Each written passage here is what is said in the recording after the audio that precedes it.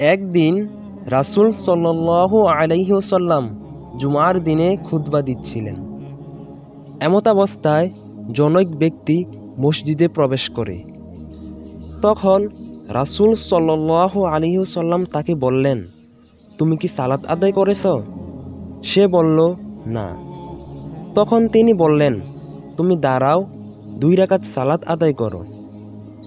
মসজিদে প্রবেশ করার পর কোনো সালাত আদায় না করে বসে পড়া সম্পর্কে ইসলামে নিষেধাজ্ঞা রয়েছে। হাদিসে বর্ণিত হয়েছে, রাসূলুল্লাহ সাল্লাল্লাহু আলাইহি ওয়াসাল্লাম বলেন, যখন তোমাদের কেউ মসজিদে প্রবেশ করে সে যেন 2 রাকাত সালাত আদায় করা পর্যন্ত না বসে।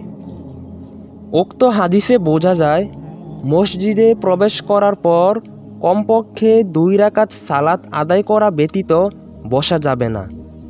আল্লাহ তাআলা আমাদের সবাইকে উক্ত আমলটি করার তৌফিক দান করুক। আমিন।